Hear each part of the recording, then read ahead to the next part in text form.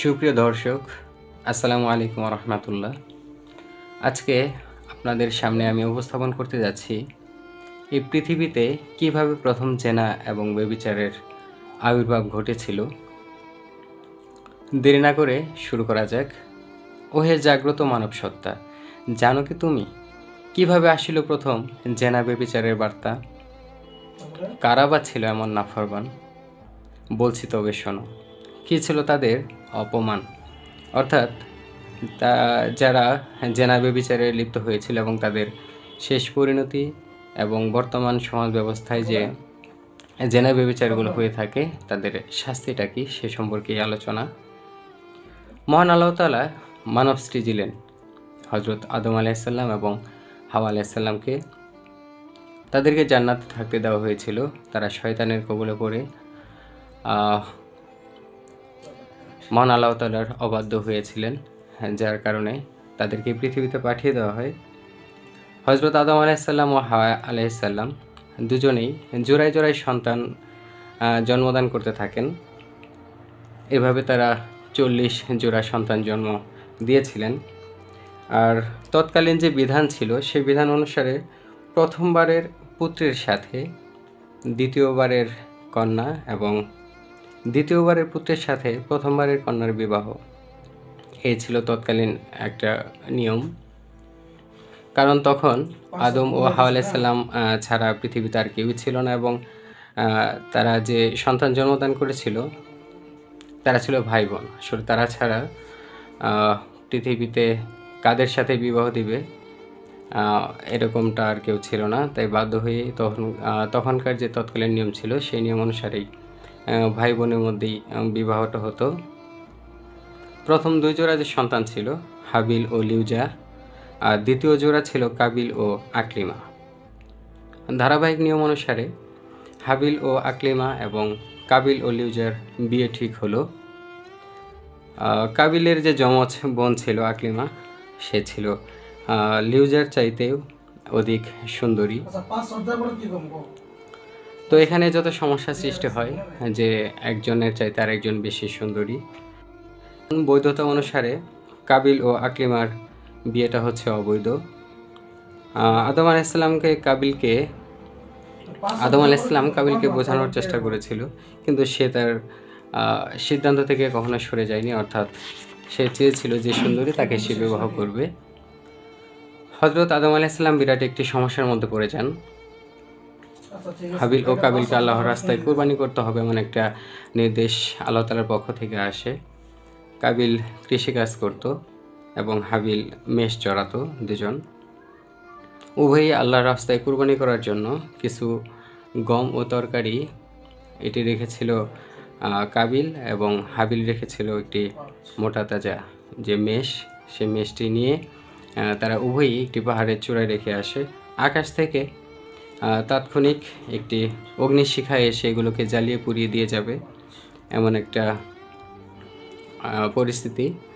তো হাবিল মেষটি যে ছিল, হাবিলের মেষটি, সেটি ওই অগ্নিশিখা এসে তা পুড়িয়ে দিয়ে যায়। কিন্তু নিয়ম অনুসারে দেখা গেল সে আকলিমাকে বিয়ে করার জন্য খুশি হয়ে গেল। আর কাবিলের যে তরকারি ও সবজি এগুলো সব পড়ে রইল, এগুলো অগ্নিশিখাতে পুড়ে যায়নি।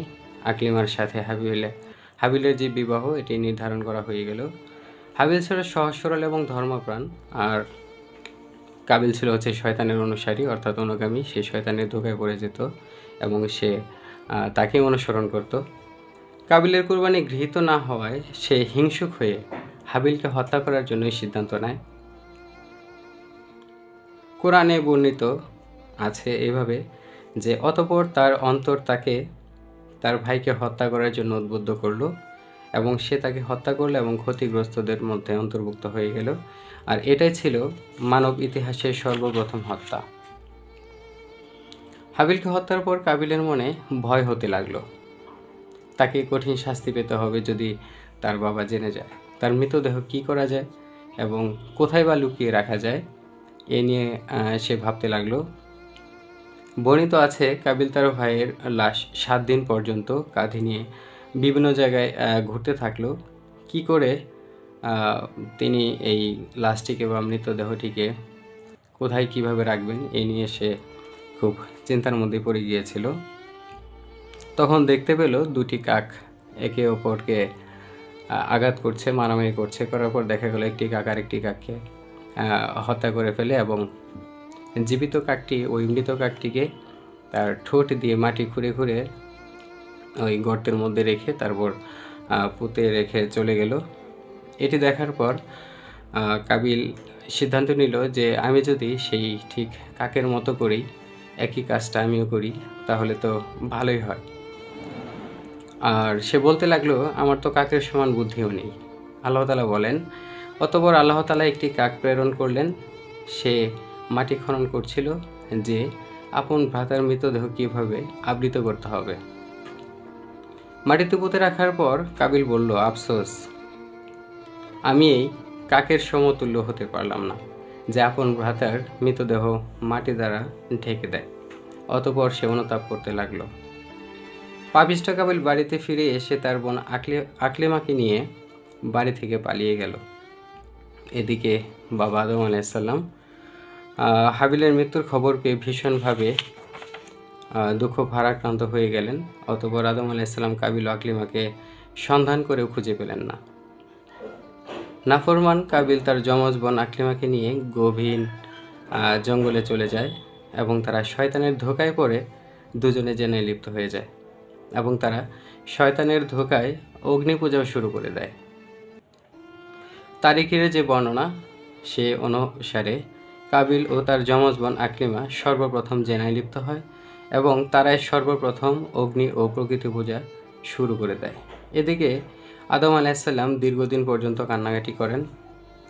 আল্লাহ তাআলা অবশেষে একটি পুত্র সন্তান দান করেন যার নাম ছিল শীস আলাইহিসসালাম। মহান আল্লাহ পাক তাকে নবুওয়াতের সুমহান মর্যাদায় ভূষিত করেন। আর জেনাকারীর শাস্তি, যে জেনাকারী যদি অবিবাহিত হয় তবে তাকে 100 বেতের আঘাত ও 1 বছরের দেশান্তর করতে হবে, আর যদি বিবাহিত হয় তবে তাকে রজম অর্থাৎ পাথর মেরে হত্যা করতে হবে, আর অবশ্যই শাস্তিটি জনসম্মুখেই কার্যকর করতে হবে। এই ছিল পৃথিবীতে প্রথম ঘটে যাওয়া জেনা এবং ব্যভিচারের আলোচনা। তো বর্তমান সমাজ ব্যবস্থাতেও ঠিক একইভাবে শত্রুতাবশত এমনটা হয়ে থাকে। সুন্দর এবং অসুন্দরের পাল্লা যেহেতু রয়েছে, আর যে শাস্তি ইসলামের বিধান অনুযায়ী, এই শাস্তি অনুপাতে আমাদেরকে অবশ্যই সচেতন থাকতে হবে যাতে করে আমরা এরকম অপকর্মের মধ্যে জড়িয়ে না পড়ি।